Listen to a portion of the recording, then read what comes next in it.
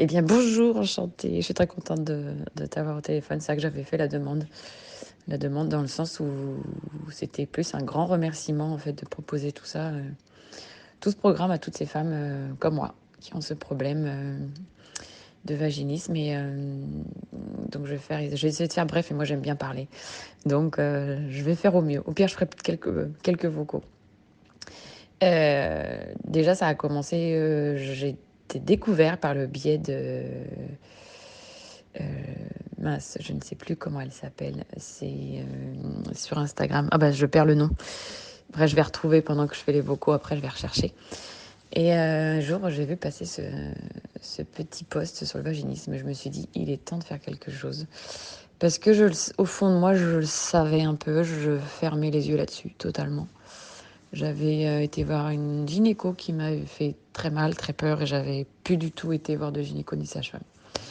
Donc voilà, à 36 ans, je me suis dit, il est temps de faire quelque chose, sachant que c'était dans ma vie sexuelle quelque chose qui m'empêchait pas du tout d'avoir des rapports, parce que étant homosexuelle, je pouvais me débrouiller autrement. Mais c'était quelque chose qui me faisait de la peine à chaque fois. De la peine, c'était lourd à porter, c'était un fardeau très lourd à porter. Donc voilà pourquoi je me suis pris un peu en main. Et puis j'ai vu passer ça. Bon, j'ai vu le coût, effectivement, financièrement, je me suis dit, oula. C'était quelque chose qui me faisait peur, parce que je me suis dit, si ça ne marche pas, c'est quand même un sacré budget. J'avais pas forcément les moyens de tout mettre là-dedans. J'ai fait en sorte de me priver de certaines choses pour me permettre de le payer. Donc voilà, et au bout du compte, j'en suis très très contente et très fière. Et l'expérience je sais même pas quel mot employer, mais c'était fou, je sais pas, c'était exceptionnel, c'était top, quoi, parce que cet accompagnement qu'on a tous les jours, ces visios qu'on a une fois tous les 15 jours, ces échanges qu'on peut avoir, cette confiance qu'on nous donne, ces mots qu'on nous donne, qu'on nous dit, qui nous permettent de prendre confiance, je trouve ça génial. Et en fait, pendant ces 3 mois, j'ai été mise en confiance dès le départ. Dès la première personne même que j'ai eue pour me lancer dans le projet où j'étais pas trop sûre, je savais pas trop quoi faire.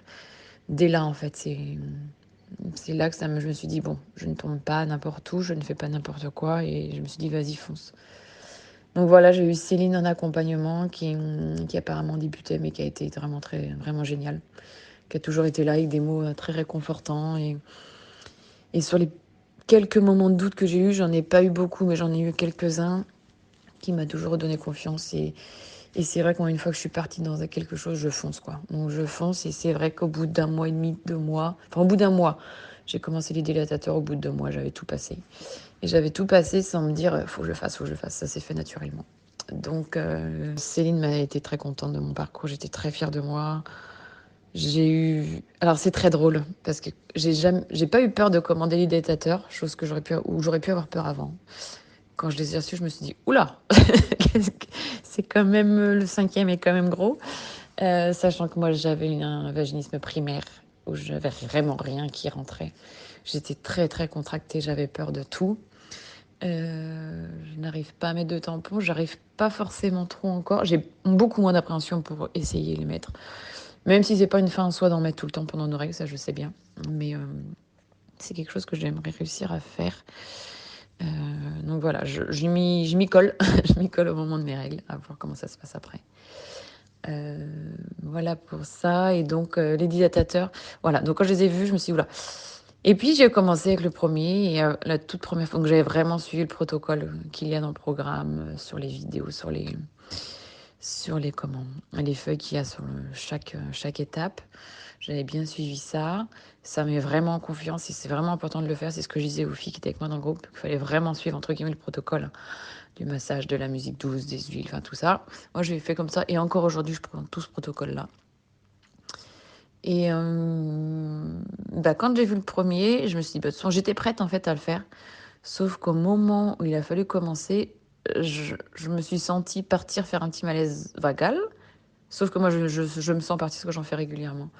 Donc, direct, j'ai su réagir, j'ai arrêté, je me suis mis les pieds en l'air. Enfin, juste pour un petit premier, entre guillemets.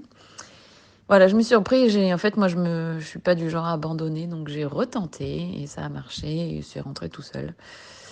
Et voilà, au fur et à mesure, je faisais tous les pour 2-3 jours et puis je recommence à chaque fois que le premier, deuxième, enfin bref, etc. Et puis voilà, jusqu'au jour où j'ai annoncé à Céline que... Donc j'annonçais à chaque fois à Céline que j'arrivais à passer datateur. Et puis jusqu'au jour où j'ai dit bon bah c'est bon, j'ai tout passé. Et puis voilà, ça faisait 1 mois et demi, 2 mois que j'avais. En 2 mois, j'ai vraiment réussi. J'avais une autre étape à passer, c'était retourner voir une gynéco, une sage-femme et l'étape des tampons. Et et forcément un rapport sexuel avec pénétration. J'ai pris rendez-vous chez une sage-femme géniale qui m'a dit mais il n'y a aucune raison forcément que je vous mette un spéculum si vous n'avez pas envie, je vous ne forcerai pas et s'il n'y a pas de raison d'avoir un examen avec un spéculum, je ne vous le ferai pas non plus. Donc voilà, j'étais hyper soulagée, hyper sereine parce que au moment où je suis arrivée dans la salle d'attente, j'étais un petit peu paniquée. Et puis et en fait maintenant il existe des autoprélèvements, un peu comme pour le Covid. Donc elle m'a prescrit, il fallait que j'aille chercher un laboratoire, un petit égoupillon où j'ai fait moi-même mon prélèvement, où j'ai réussi moi-même. Pour faire un contrôle, hein, tout simplement pour papillomavirus, choses comme ça. Donc voilà, je l'ai fait, elle a reçu le résultat qui était négatif. Donc tant mieux. Donc elle m'a dit on se revoit dans 5 ans, sauf si vous avez besoin de venir me voir ou de discuter de quelque chose en particulier. Donc voilà, j'ai trouvé une sage-femme qui m'a remis à l'aise. Et donc voilà, cette étape est passée. L'étape de la pénétration, on va dire que je ne suis toujours pas en couple, donc elle s'est pas faite avec une partenaire. Sauf que moi maintenant, j'arrive toute seule avec mes doigts, une pénétration avec mes doigts. Je continue les dilatateurs régulièrement. Alors il y a des fois, en fonction de mon cycle, ça passe plus ou moins. Je suis plus ou moins stressée, ça dépend en fait. Donc je force pas, je me dis ça repassera la prochaine fois. Enfin voilà, je vois les choses comme ça. Et comment je me sens ouais, soulagée, ouais. Enfin, soulagée. Je sens que j'ai un fardeau en moins, un poids en moins.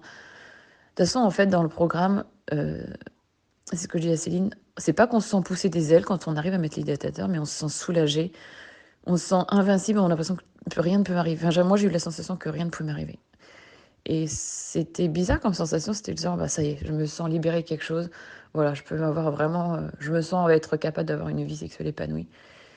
Et, et que voilà, alors je dis pas que j'aurai une petite appréhension, ça je sais pas, mais je suis pas, je peux pas dire ce qui va se passer, mais je me connais un peu. Même si c'est quelque chose dont j'ai toujours évoqué auprès de mes partenaires. Mais là, je sais pas, je l'évoquerai, mais d'une façon moins honteuse, je pense. Et voilà, donc oui, effectivement, je me sens soulagée, j'ai l'impression d'être normale, si on peut appeler ça une normalité. Donc voilà un petit peu sur pourquoi j'avais demandé à échanger. J'avais besoin de te remercier de vive voix et de te voir peut-être toi et de me dire tout simplement merci de mettre tout ça en place pour nous les femmes qui souffrent de vaginisme. Et c'est vrai que je suis sur le groupe sur Facebook et quand je vois passer certains posts de certaines femmes, je me dis, j'ai l'impression qu'elles vont pas dans le bon sens pour se soigner. Je me trompe peut-être, mais on a l'impression qu'elles vont avoir une petite baguette magique et que un petit truc va leur... Enfin, je pense qu'elles font pas la démarche dans le bon sens, mais c'est que mon avis. Et des fois, j'aurais envie de leur dire... là, vous allez prendre le mur, vous n'allez pas dans le bon sens. Voilà. Et bon, voilà, je suis les posts, je réponds pas forcément toujours, mais des fois, oui. Et en tout cas, voilà, mille merci pour tout et merci d'avoir mis ça en place.